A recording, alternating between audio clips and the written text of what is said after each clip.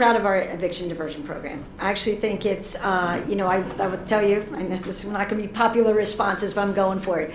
I was a legal aid lawyer for 10 years. I was in landlord-tenant court 3 to 5 days a week. I dealt in every court at every level because I represented mostly subsidized housing tenants. And I also then ran the Fair Housing Commission for 12 years. I've got to tell you what I saw over and over and over again, where that landlords and tenants, and I'm not saying it's you, so please hear this, I just want you to know, but I saw many times landlords and tenants didn't talk to each other, didn't try to resolve anything, and there was no connection with them before they went to court. I could tell you from the Fair Housing Commission level, what was so frustrating.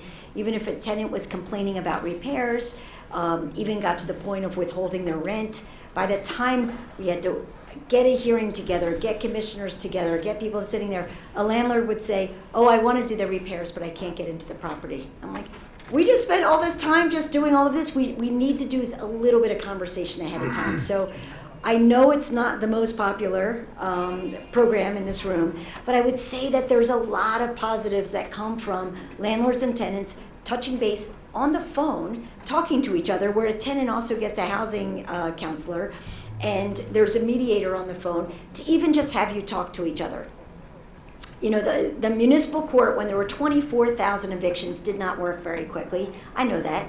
I could easily come in, a landlord said I didn't get in a property, I'd get a continuance for 30 plus days. We know the system didn't work very fast to begin with, and I know that we are, at about 60 days now. It was 6 weeks, I think, but it's now at about 60 days. And I,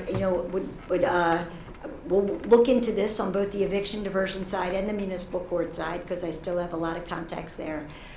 But I really do think that this initial touch is a good thing. The initial communication is a good thing. I'll tell you what the great thing is, the rental assistance that Councilmember Jamie Gaudier and I made sure to get, and various other council members made sure to get more money into the pot this year to make sure that the landlords are helping to get paid when the tenants are falling behind. So we've created, the eviction diversion program is permanent now. We voted on it. It's not going anywhere. I'm open to hearing tweaks from you guys of things that can be changed, but what my goal is to continue to get rental assistance money in the pot. I think as you're talking about tweaks to the program, is there potentially a thought to create an emergency fund specifically for landlords while they wait it out with the mediation? Is that potentially an opportunity? And I think as we look to ensure that, again, you maintain those properties, but also allowing dignity for the tenant,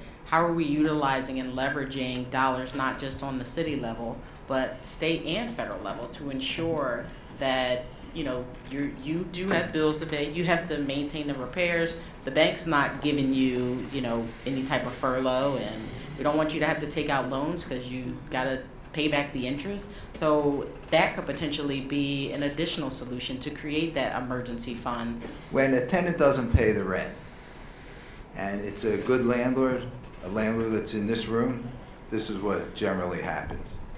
The landlord contacts the tenant, and they try to work with the tenant. But what ends up happening is next month goes by and they still can't pay the rent, and they give you another story, or they give you a couple dollars and you say, okay, I'll let it go for another month. And then it finally gets to the point where you have no choice. It's the last thing that you want to do.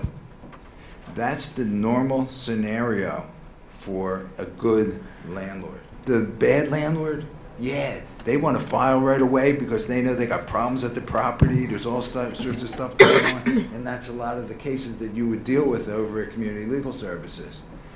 But what happens with a good landlord, they spend months trying to work with this tenant, and now the tenant is so far behind, they won't qualify for tenant financial assistance, which is why I try to teach all landlords, before the tenant owes over $3,500, you have to file with the diversion program. It's the only way you're going to be able to get the financial assistance.